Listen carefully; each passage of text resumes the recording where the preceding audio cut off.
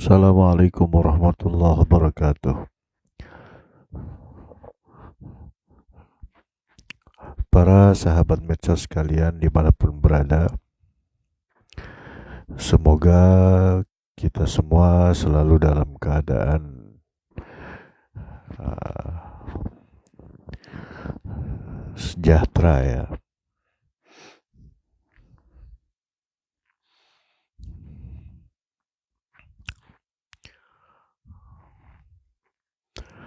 Semoga kita selalu dalam keadaan bahagia.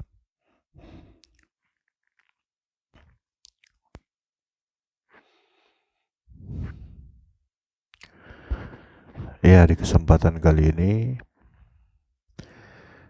penajaman tentang materi uh, alam sadar dan alam atas sadar. Ya,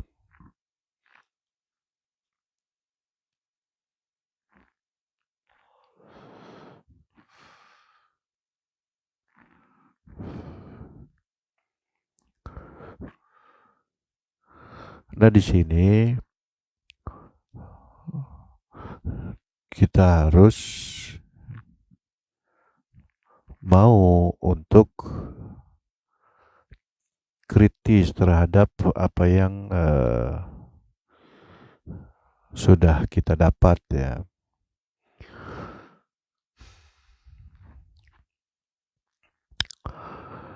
Dalam item-item agama.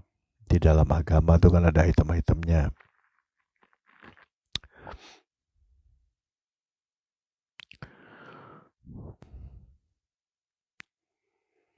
Nah, itu jika kita nggak kritis, maka kita nggak punya pembanding.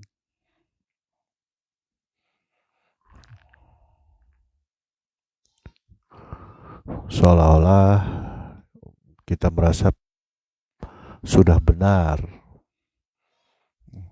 Terlebih misalkan lebih parah lagi ngerasa paling benar.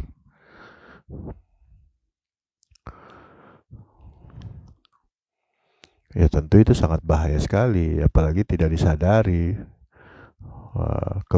kebahayaan itu. Makanya kita harus berani untuk melihat berbagai sudut pandang dari agama.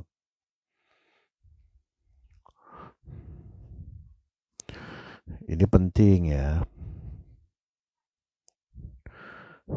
sebab kita hidup sekali, jangan sampai kita salah salah jalan.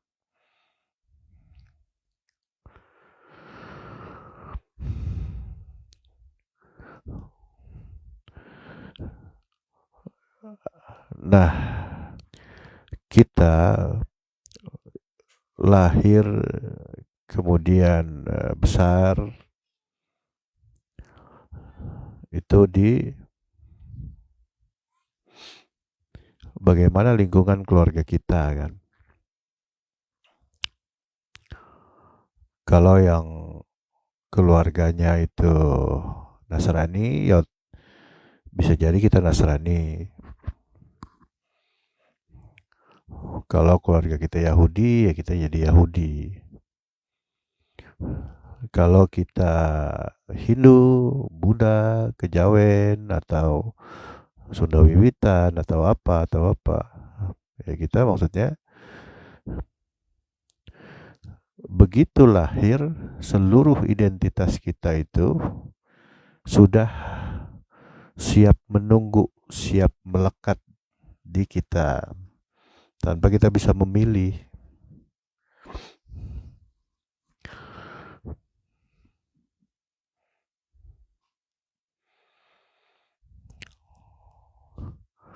Kalau menurut saya pribadi ini kurang tepat ya.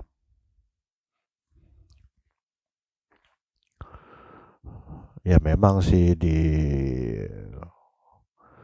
kuliah di kuliahan tuh ada ilmu perbandingan agama misalkan.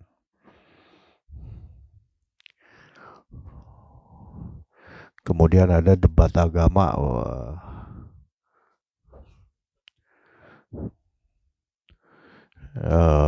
apalagi tuh. Ya itulah. Jadi kesimpulannya kita lahir yang seluruhnya memfasilitasi kita itu dari kedua orang tua kita.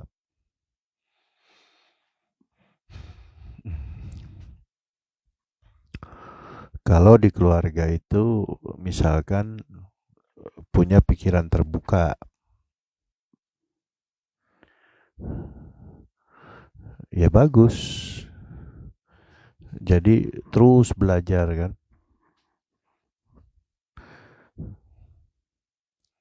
Yang Kristen mempelajari, Yahudi, Hindu-Buddha, yang Hindu-Buddha mempelajari, Yahudi mempelajari, Kristen mempelajari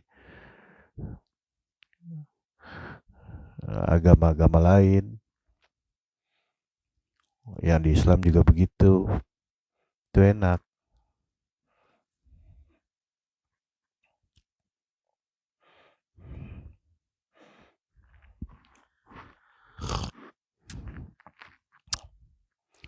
Jadi kita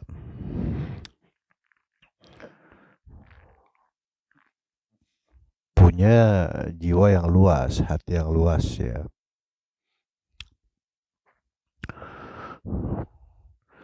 Enggak fanatik negatif.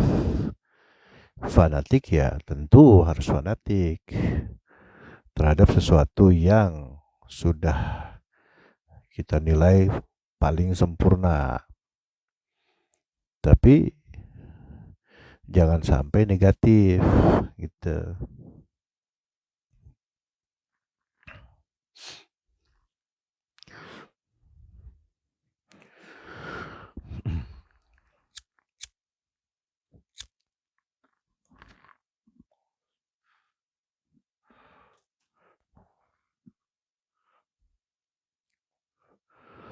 Seperti misalkan contohnya saja gitu.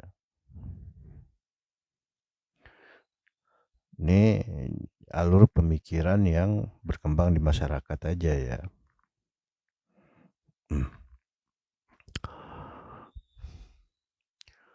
Islam menyangka ya Islam yang benar. Alasannya adalah ya agama-agama sebelumnya belum sempurna. Terlebih agama-agama sebelumnya kitab sucinya sudah nggak asli misalkan.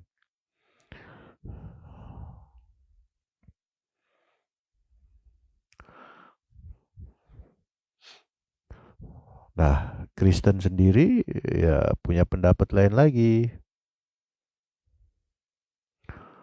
Ngerasa agamanya yang benar.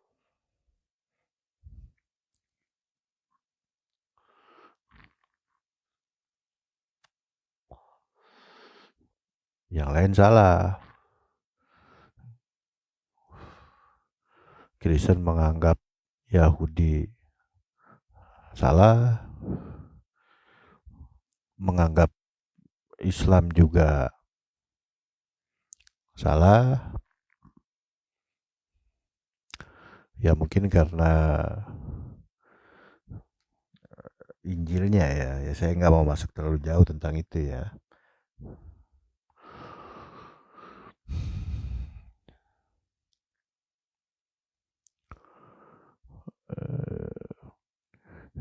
Dan memang udah hukum dunia ya bahwa kitab suci yang tertulis itu kan dimensinya sudah dimensi dunia, ada lafal, ada huruf. Jadi kita memahaminya pun ya dengan pemahaman setingkat alam sadar manusia biasa.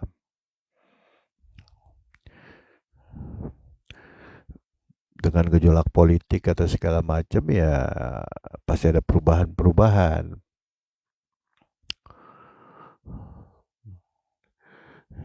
Nah, bagaimana dengan Quran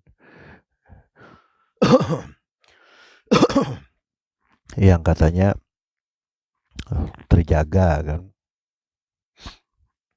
Ternyata kalau di ilmu Quran itu ada istilah nasakh mansukh yang sempat dimasukkan ke Quran tapi dinasakh, dihapus. Uh, ada juga cara baca yang berbeda-beda.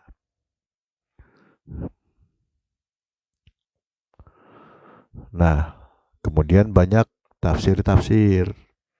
Nah, itu udah mulai membias itu. Ada tafsir dari golongan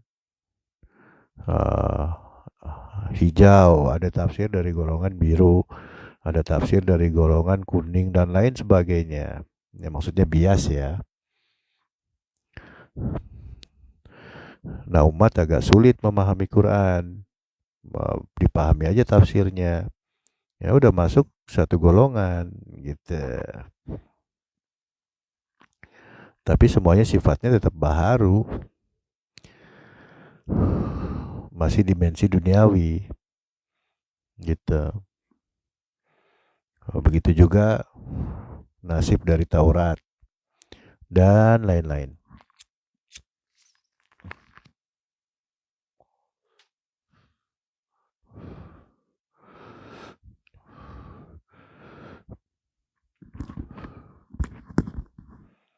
Nah,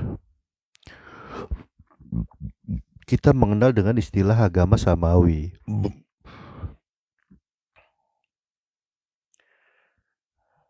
Seperti apa kita memahaminya agama samawi itu? Agama langit gitu kan. Kita gak mudah aja tuh memahaminya. Oh, berarti agama yang benar itu adalah agama langit ya gitu kan. Lawanannya berarti agama bumi. Nah, orang-orang yang lahir di agama-agama samawi ini, yang lahir di Islam, yang lahir di Kristen, yang lahir di hampir semua, sebenarnya semua agama itu samawi ya tadinya.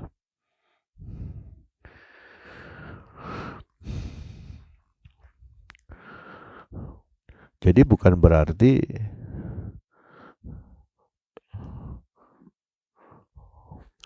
Hindu, Buddha, samawi, selamanya samawi. Enggak. Begitu juga dengan Yahudi, begitu juga dengan Nasrani. Pun enggak lepas juga ya Islam.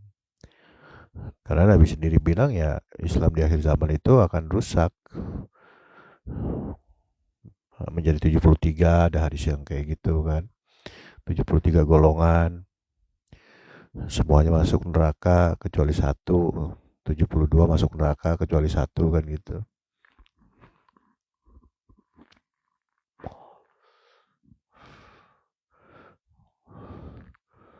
Nah itu kalau kita dari seluruh uraian tadi kita coba memahami sifatnya masih baharu.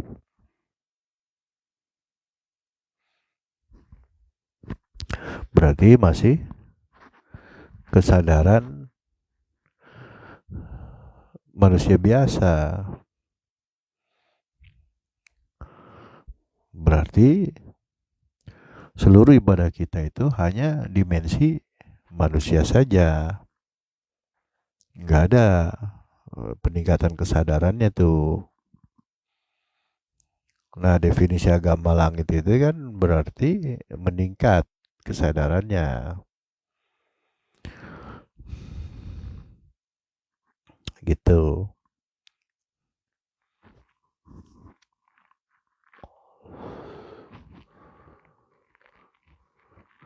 Nah, ternyata di semua agama, ya agama-agama samawi tadi,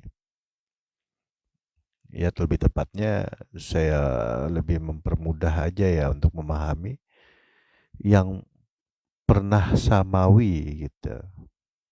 Di masanya itu pun menawarkan, bukan menawarkan, apa bahasanya, ada bab untuk, kesadaran juga, bab ketuhanan, contoh memahami tentang ketuhanan. Contoh kalau di Nasrani ada istilah Trinitas. Kalau di Yahudi apa tuh? Kalau di Hindu Buddha ya, kurang lebih sama ya, ada Trimurti kalau nggak salah tuh ya.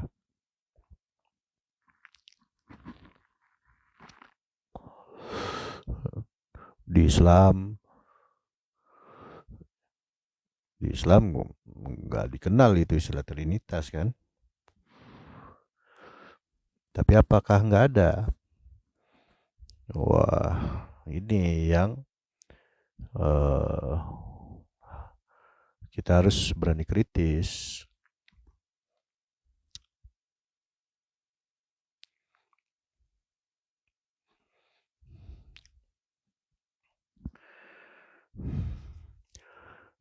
Ya, konsep-konsep ketuhanan tadi, jika hanya misalkan melalui literasi kitab suci, kita taruhlah memahami banget kitab suci gitu. Tapi hanya dengan tingkatan kesadaran rendah, kesadaran standar sebagai manusia, kita memahami pakai otak jasmani kita, nih otak ini, bukan pakai otak jantung kita. Ya sebenarnya otak jantung pun ya otak yang di sini, yang cuman terupgrade gitu. Itu bertingkat-tingkat terupgrade-nya itu, gitu. Ya, mau konsep ketuhanan dari agama apapun, ya, agama-agama yang pernah samawi, itu nggak, paling mentok hanya memahami, apa ya bahasanya, memahami ada konsep konsep ketuhanan, ada proses ketuhanan, hanya itu aja.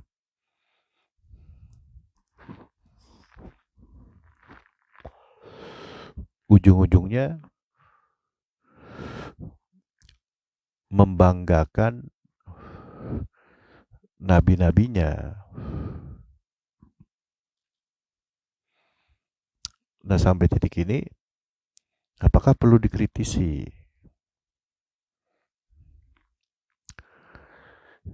Kalau mengagumkan nabi-nabinya,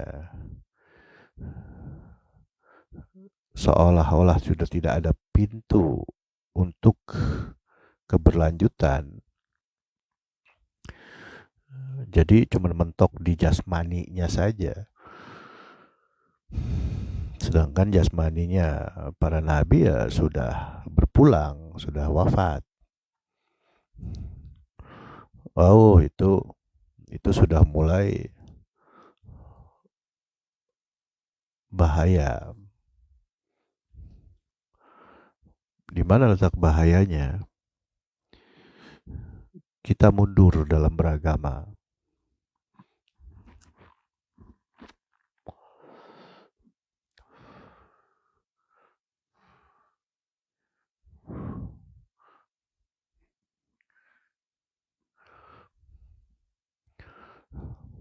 Nah, kalau udah seperti itu, kita seolah-olah sudah tidak peduli dengan kondisi dunia. ke depannya bagaimana, cara mengawalnya, perkembangan zaman, itu mati kutu sudah di situ.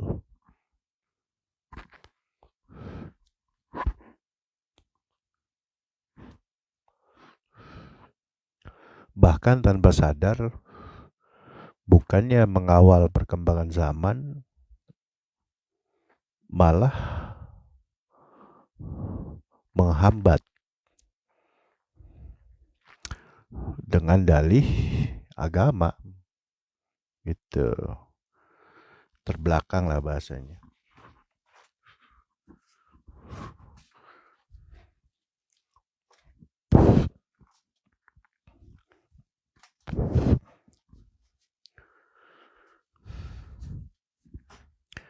Apakah itu berbahaya? Oh, sangat berbahaya sekali.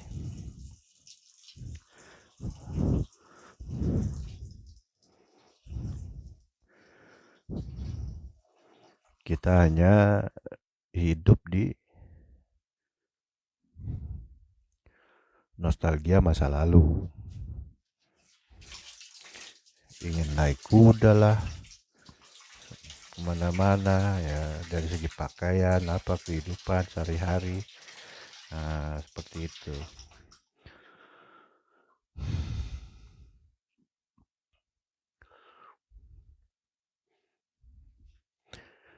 Nah, jadi hanya terjebak di baharu saja. Nah, itulah yang disebut sebenarnya agama bumi.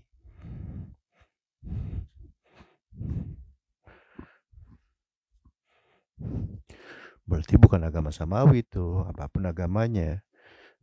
Ya termasuk Islam, termasuk pemeluk Islam.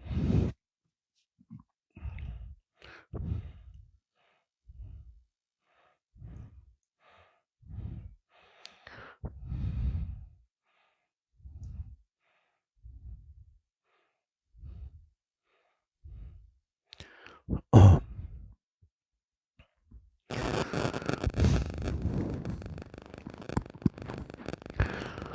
Nah, kalau udah seperti itu, bisa itu sangat, namanya juga kita menyerap agama, sesuatu yang dari langit, itu kita serap dengan kemampuan bumi kita. Jadi bukan kita yang adaptasi ke langit, tapi langit kita paksa beradaptasi dengan bumi kita gitu, dengan otak kita. Maka otomatis kita melihat segala sesuatu itu bukan menggunakan mata dari pikiran atau akal atas sadar, pun dengan mata atau pikiran, mata dari pikiran atau akal sadar. Itu pun enggak. Ternyata jatuh kepada mata, perasaan, akal pikiran, bawah sadar. Itu yang saya sebut tadi, fanatik yang negatif. Gitu.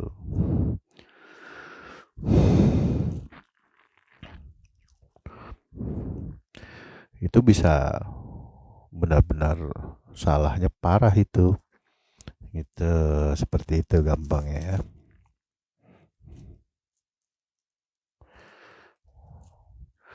Itu terkotak-kotak banget itu.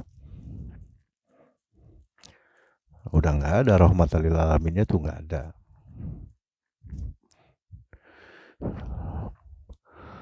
Punya sifat kasih sayang kepada seluruh alam. Kasih sayang itu dari mana? Dari langit. Tertajalikan, teraplikasi di diri kita. jangan di-downgrade-kan lagi kasih sayangnya ke pikiran atau akal bawah sadar yang terkotak-kotak. Di video sebelumnya saya sudah jelaskan tuh keterbatasan dari rasa kasih sayang tapi dari alam bawah sadar, dari pikiran bawah sadar ya.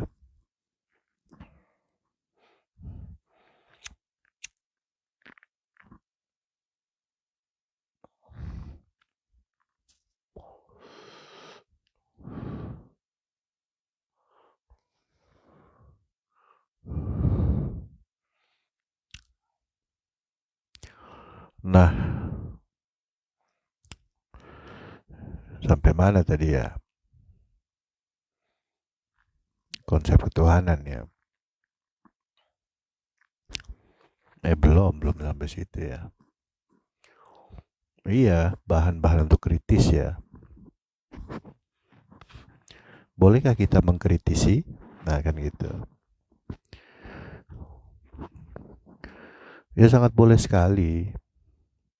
Nabi aja sempat ditanya kan sama para sahabat ketika perang apa tuh? Badar atau apa ya? Nabi mengeluarkan pendapat begini tentang suatu strategi itu. Nah itu sahabat-sahabat ada yang bertanya, wahai Rasulullah, apakah itu wahyu atau dari engkau sendiri gitu. Kan ada hadisnya tuh. Oh ya, ini dari aku sendiri. Jadi nah setelah itu yang dipakai pendapat siapa gitu.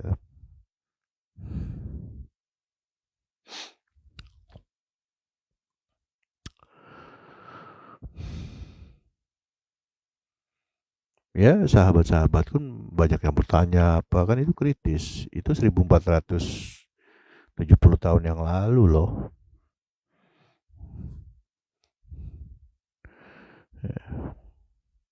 Harusnya sekarang ya lebih luas lagi menjangkaunya. Makanya saya ngomong begini-begini kan, seolah-olah kayak lintas agama atau apa.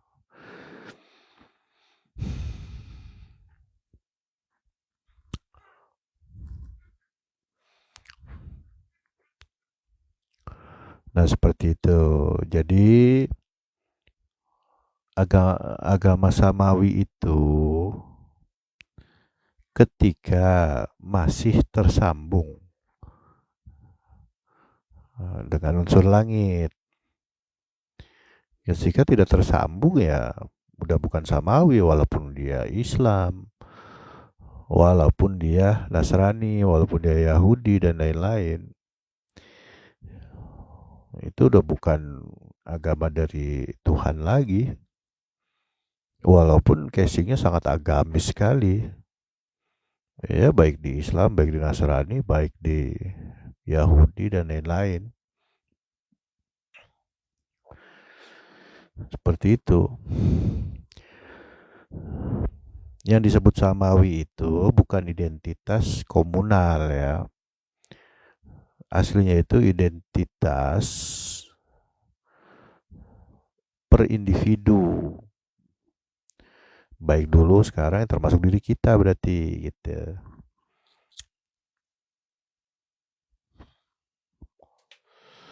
Apabila kita beragama tapi tidak menggunakan, tidak aktif pikiran dan akal atas sadar kita, berarti kita bukan agama samawi itu. Syukur-syukur masih agama ya di alam sadar. Ketemu impas lah bahasanya. Rugi aja. Nah yang binasa itu ternyata beragamanya itu dari alam bawah sadar.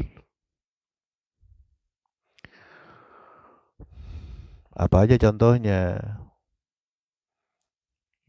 Kesaktian, kekeramatan yang memang sengaja dipelajari. Itu dalam bawah sadar, termasuk kemampuan dari daya serap otak akan literasi itu, kemampuan belajar otaknya, kutu buku, kutu kitab, kutu Quran lah gampangnya begitu, kutu Injil, kutu Zabur, kutu Taurat ya, itu masuknya ahli kitab. Kenapa yang di Quran juga disebut ahli kitab? Ya karena sudah ada kitab tertulisnya. Jika hanya memahami, kemudian dengan daya serap kemampuan akal aja, pikiran akal sadar saja, itu ya kategorinya ahli kitab.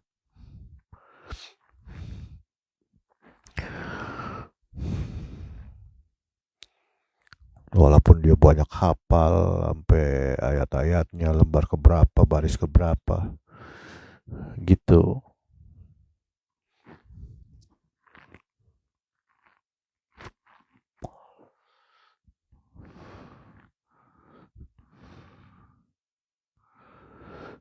Itu ardi semua, agama bumi semua.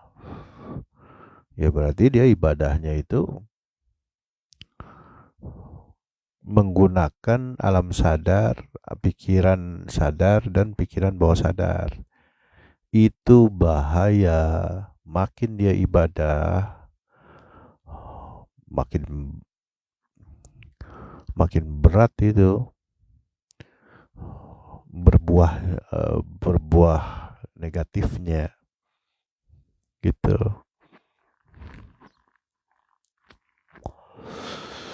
Nah ini termasuk menarik ya, berbuah negatifnya apa? Di Islam dikenal dengan dosa. Sama ya kalau nggak salah ya di Nasrani, Yahudi juga dosa ya. Kalau di Hindu Buddha karma ya. Sebenarnya mah itu juga.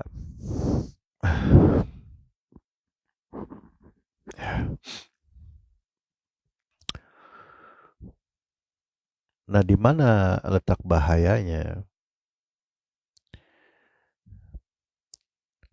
Ternyata kalau memakai teori hukum kekekalan energi, itu saling mempengaruhi. Apa nih maksudnya? Ada di teori fisika entanglement. Yang kita pahami tentang keterpisahan itu salah semua. Aslinya kita ini semua nyatu. Gitu. Nah, pintu dari penanggung jawab ya, makhluk-makhluk di dunia ini itu adalah disebut khalifah kan. Kalau di Islam dikenalnya khalifah. Kalau di Kristen atau Yahudi saya nggak tahu tuh. Ya gampangnya manusia gitu, makhluk yang paling tinggi. Tapi bila hidupnya dalam beragama itu menggunakan pikiran, akal, perasaan, alam bawah sadar,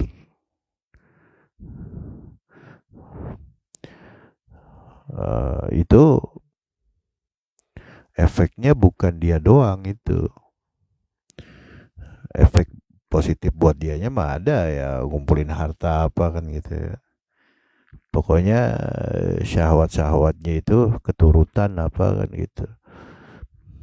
Iya itu surga di dunia. Buat siapa surga di dunia kan gitu.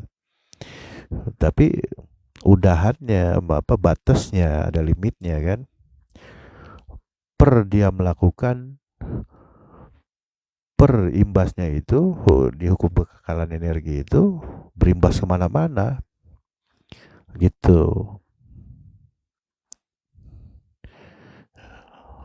Ternyata ada di Al-Baqarah tuh mereka merasa mengadakan perbaikan dan ternyata Allah menentang keras. Tidak, mereka mengadakan kerusakan.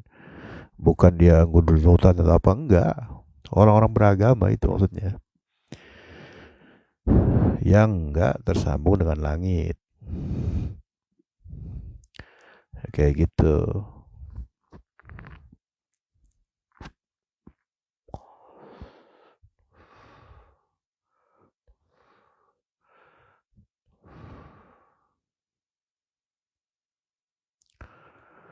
Iya, coba ini nih apa,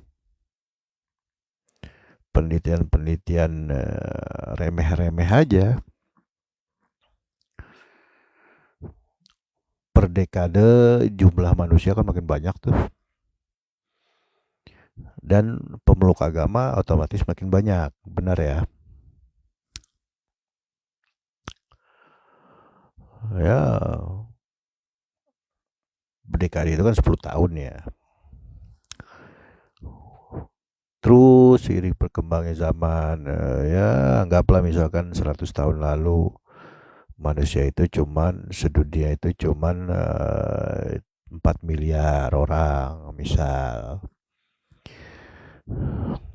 Terus 50 tahun lalu meningkat jadi 6 miliar orang.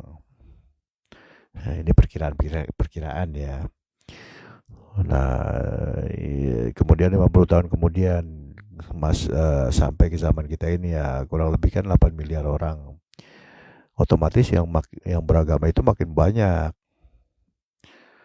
Itu kan udah berapa generasi itu makin kuat beragama, makin banyak yang ibadah gitu kan, mempraktekkan agama dalam hidupnya. Nah, coba kita perhatikan kondisi dunia makin ke sini, makin enak apa enggak?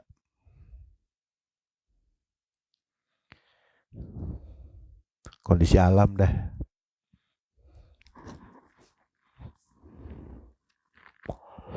Entah yang disebut global warming atau apa kan.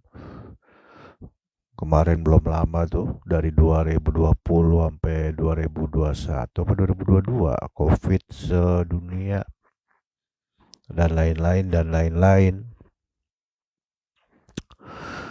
Nah,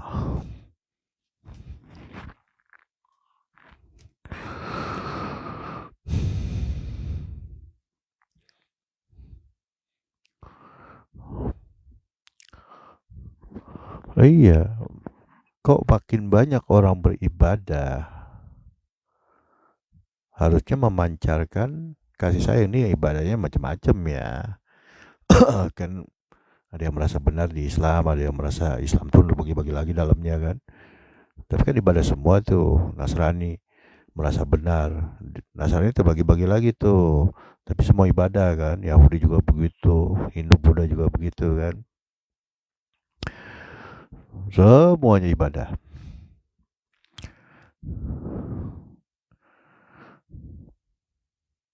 Tapi lihat kondisi dunia, makin kagak enak.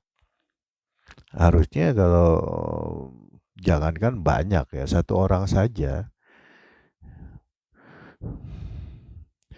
Ini sesuai hadis ya.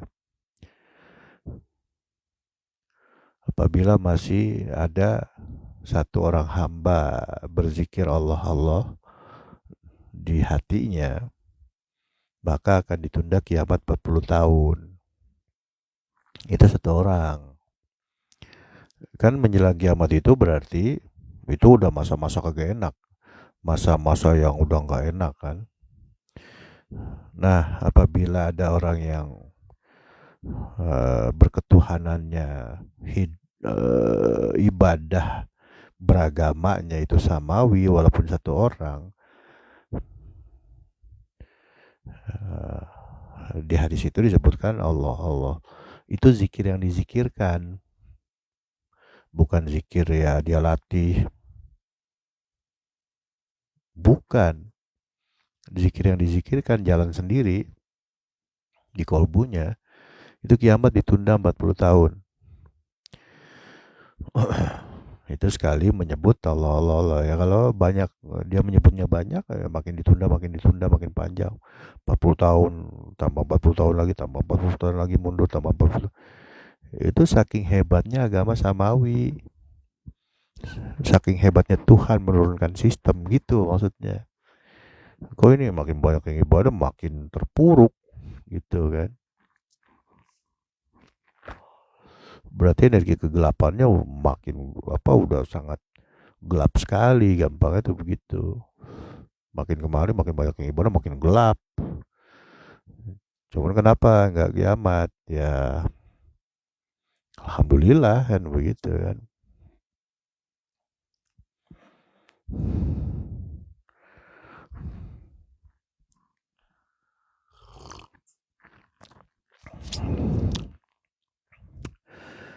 Nah itu. Tapi tetap ada konsekuensinya ketika kiamat itu ditunda, ya mau nggak mau harus bersih-bersih. Nah ini ternubuatkan di seluruh agama. Kalau di Islam dikenal dengan peristiwa-peristiwa dan tokoh-tokoh di dalamnya itu tentang akhir zaman. Nasrani ya akhir zaman juga ya. Yahudi pun sama. Nah di agama Hindu Buddha disebutnya apa? Kalau bendo atau apa tuh? Atau itu sebutan dari kejawen atau apa ya? Jadi kesimpulannya di seluruh agama Samawi itu ternubuatkan tentang akhir zaman. Gitu.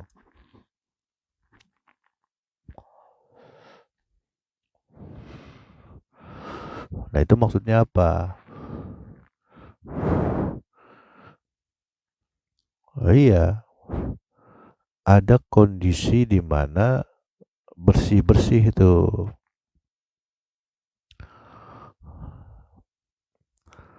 Apabila sudah sangat dominan pengguna dari, terus sangat banyak pengguna dari pikiran atau akal bawah sadar, itu makin gelap, makin banyak, makin turun, makin gelap. Alhamdulillah.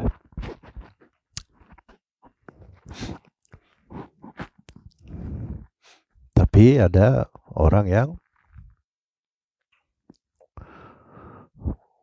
ya kalau rujukan hadis tadi ya berhasil menunda kiamat. Ya sudah, ada konsekuensinya. Harus bersih-bersih gitu. Dari apa? Dari orang-orang yang salah dalam mempraktekkan agama tapi merasa benar, apalagi merasa paling benar itu. Nah, makanya uraian-uraian ini menginformasikan uh, bagaimana untuk kembali beragama menggunakan sistem langit gitu gampang ya. Seperti itu.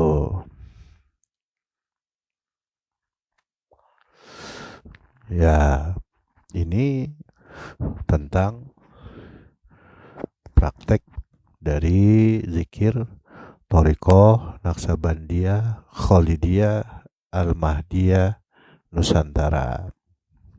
Ya, seperti itu. Nah, terus uraian-uraian tadi itu tentang mencari uh, idealnya beragama tuh.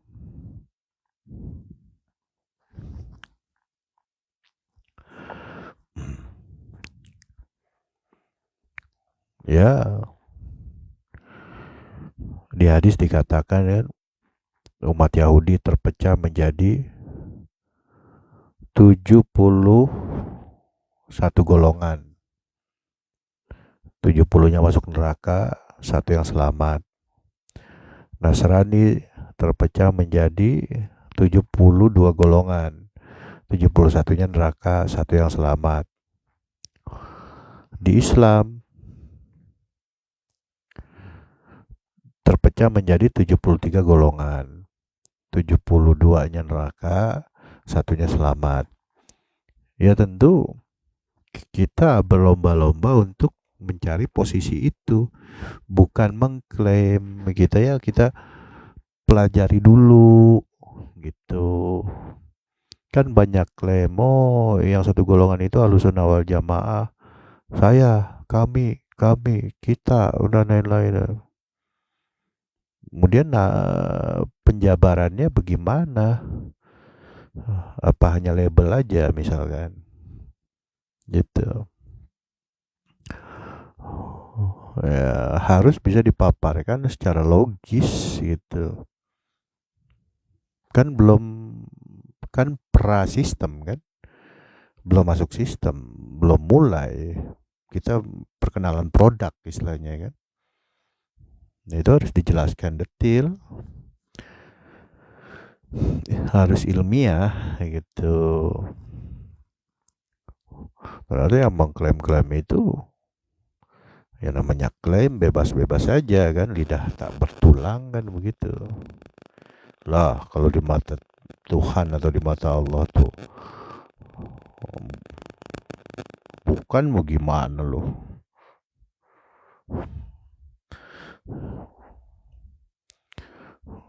Udah nyasar, bawa-bawa orang nyasar lagi, habis dah. Nanggung dosa lu aja, nanggung dosa sendiri aja. Ampun ini tanggung jawab sama dosa orang yang kita sesat-sesatin kan begitu. Nah begitu, maksudnya jangan sampai seperti itu. Jadi di titik satu golongan ini yang disebut Ahlussunnah wal Jamaah, kita pelajari sedetil-detilnya dengan hati terbuka, lapang dada. Kita tanggalkan dulu latar belakang kita. Kita tanggalkan dulu perasaan-perasaan negatif kita. Kerahkan seluruh data-data kemampuan kita, pelajari. Apa aja yang perlu dipelajari, item-itemnya, targetnya pokoknya agama langit gitu. Kembali kita orang per orang beragama dengan cara agama langit, dimensi langit, dimensi kesadaran,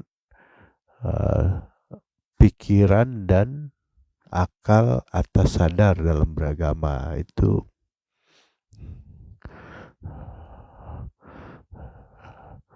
Harus satu golongan itu berarti yang ke situ.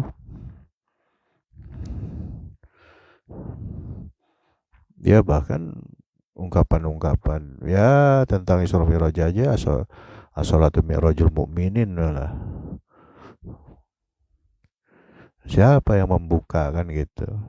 Begitu ada yang membuka juga, penjelasan ilmiahnya seperti apa kan gitu. Apa Neng? Iya. Ya. Oh iya, ini apa lagi konten. Ya seperti itu gampangnya ya. Jadi oh iya, kita harus kejar.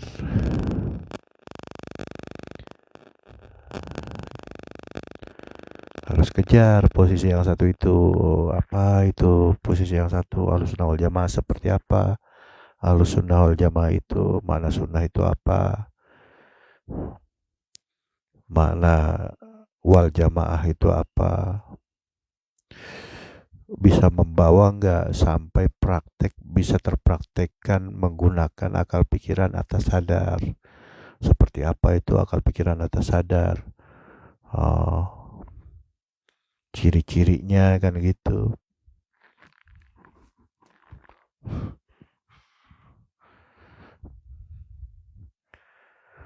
Iya, namanya menggunakan atas sadar itu berarti kemampuan otak manusia, akal pikiran manusia itu sampai 100%. Baru bisa naik menjadi akal pikiran atas sadar. Trans dia pindah. Nih, batas kemampuan manusia misalkan segini. Dikerahkan semua tok, ya kan? Mencari apa segala macam, usaha segala macam kan. Mencari sesuatu yang benar, mencari mati-matian, tek sampai batas. Nah dia harus kemari, set gitu. Nah ini udah bukan dimensi manusia lagi udah gitu. Ini udah alam akhirat sebenarnya gitu.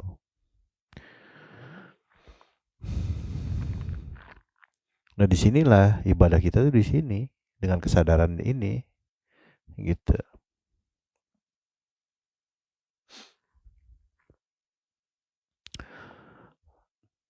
Nah berarti gimana maksudnya? Apakah harus mati dulu? Iya benar harus mati dulu, tapi mati hakikat bukan mati syariat. Mati hakikat tuh apa maksudnya? Kalau kata Nabi itu mutu qabla anta mutu. Kalian mati sebelum mati.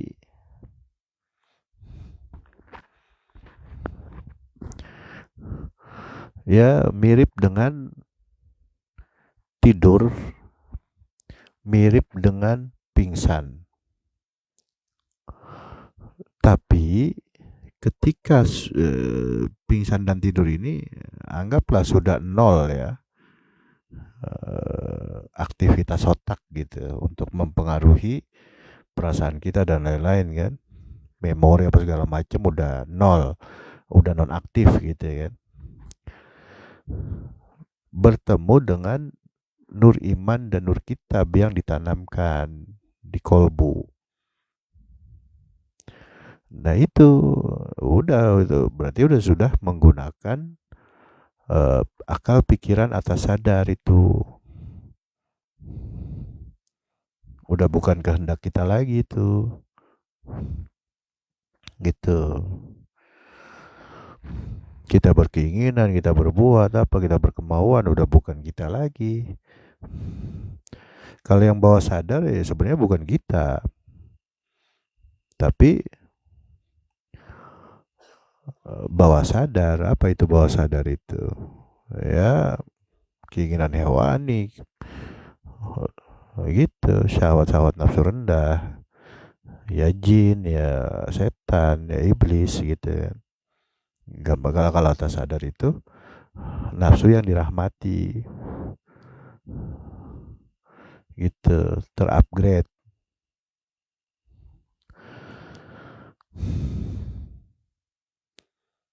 Nah makanya Nabi Muhammad itu di langit pertama ketemu Nabi siapa, langit kedua ketemu Nabi siapa, langit ketiga ketemu Nabi siapa, dan seterusnya. Itu level-level kesadaran dari masa ke masa. Puncaknya itu kan di Nabi Muhammad tuh. Ibaratnya dari atas sadar ini 1% sampai 100% itu Nabi Muhammad yang nyampe. Misalkan nih zaman Nabi Adam 10%, Nabi Adam wafat, Nabi Idris naik 11%, Nabi Nuh naik 15%, dan seterusnya. Nabi Muhammad lah yang sampai puncak sini gitu kan.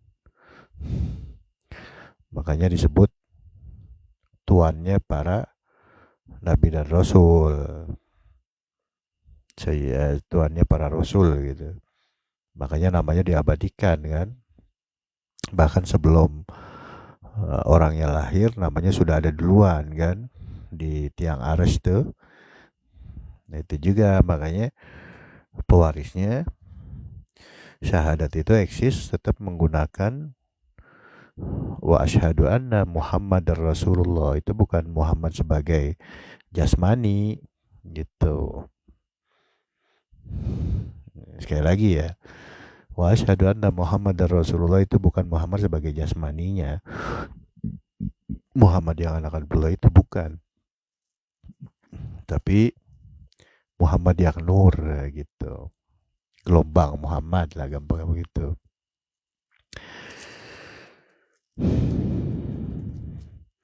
Sekarang yang masih ada itu gitu.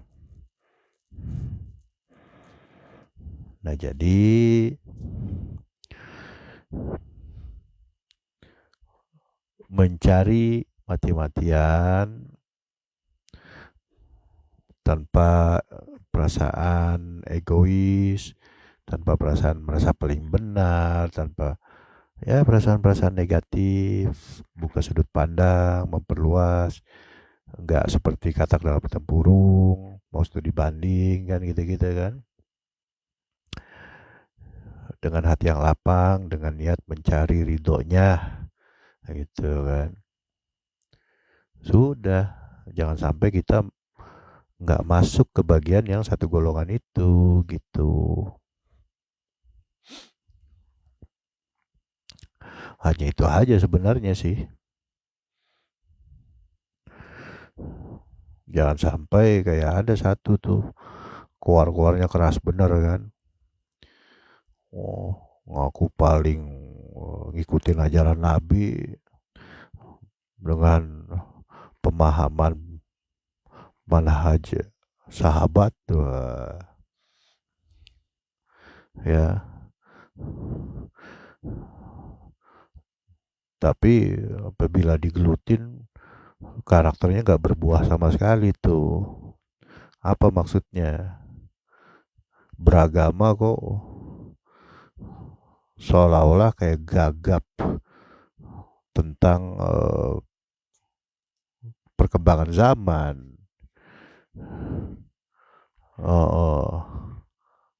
Bawa itu bangkunya bawa sih. Gagap, teknologi, terbelakang dan lain-lain gitu. Belum lagi kalau isunya benar digaji apa dari seperti itu kan. Rupanya bentukan untuk menghancurkan Islam dari dalam. Wah, apakah isu itu benar? Wah, ya benar kali ya gitu. Jangan sampai terjebak di situ.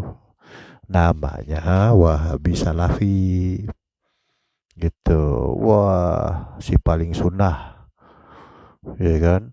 Pokoknya semuanya bid'ah. Padahal dia sendiri yang paling bid'ah kan begitu kan. Dia kagak ngerti aja kan. Wah, beragama udah ngerasa paling benar, ngerasa paling sunnah, ngerasa paling ikut Nabi.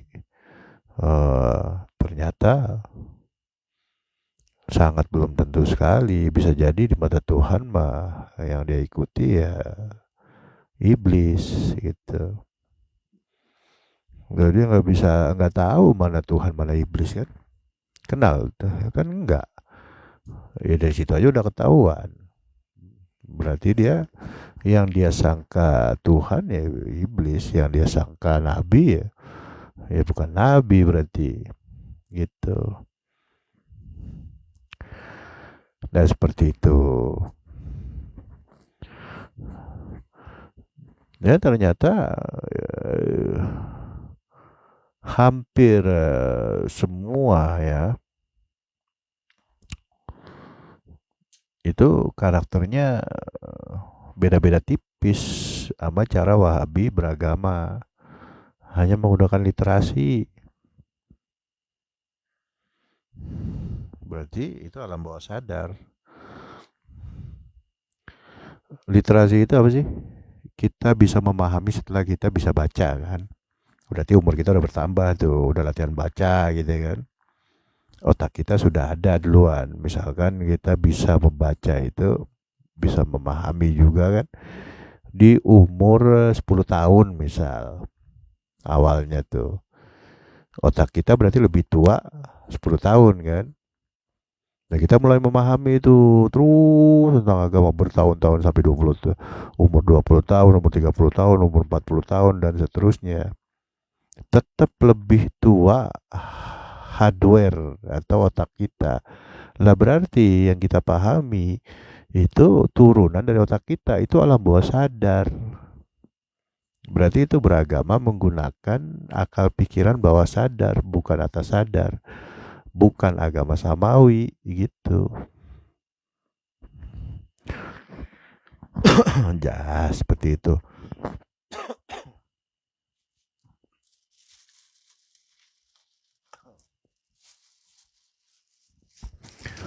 Nah, seperti itu. Bagaimana? Iya, begitu baca langsung praktek, begitu baca langsung praktek. Iya, itu alam bawah sadar banget gitu. Terus mengklaim udah si paling halus sunnah wal jamaah kan. Ternyata gagal paham tentang halus sunnah wal jamaah. Iya, tentang arti dari agama samawi sama kontra agama samawi aja nggak paham kan. Bukan nggak paham, sangat gagal paham, berusaha memahami tapi ngaco semua gitu ya, seperti itu ya. Jadi portalnya itu adalah penanaman nur iman dan nur kitab,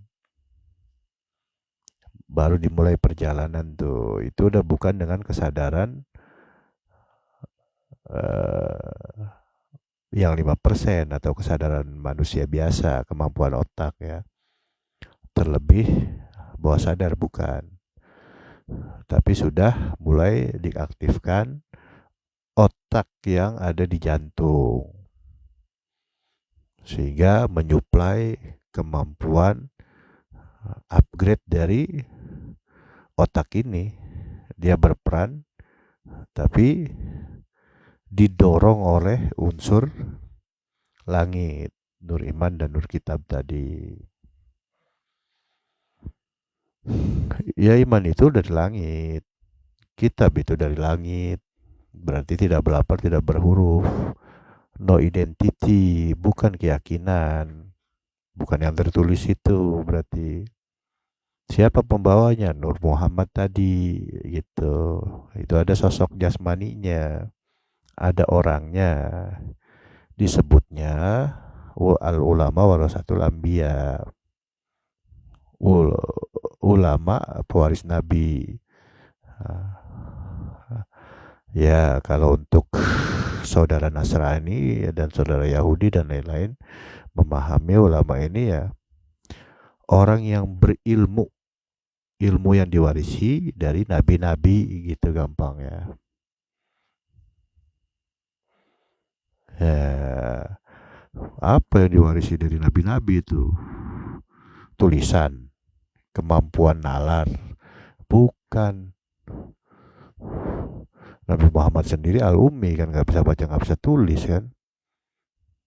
Nah, masa diwarisi wajib bisa baca, wajib bisa tulis? Bukan, enggak berarti. Yang dieksplorasi adalah eh, kecerdasan ruhani ya, gampangnya begitu. Ya. Jadi seperti itu, portalnya adalah untuk kita berstatus sebagai pengamal agama langit atau masuk ke satu golongan ini, versi hadisnya. Nah, itu portalnya dinamakan bayat. Ya, kalau di zaman Nabi Isa ya baptis. Ya, di zaman Hindu-Buddha ya inisiasi. Apa tuh maksudnya? Ya, inisiasi, baptis, baiat, itu penanaman nur iman dan nur kitab. Penanaman unsur langit berupa potensi kesadaran dan GPS-nya, gampangnya begitu. Ya, tanpa itu nggak bisa dibantah ya, kita tetap beragama yang bukan dari langit. Berarti beragama bumi aja tuh. Yang lebih parahnya lagi beragama alam bawah sadar, di bawah bumi berarti. Nah, seperti itu. Baik, segitu saja dulu. Kurang lebihnya mohon maaf. Apabila ada salah-salah kata, ilahi anta maksudi waridhaka matlubi. Assalamualaikum warahmatullahi wabarakatuh.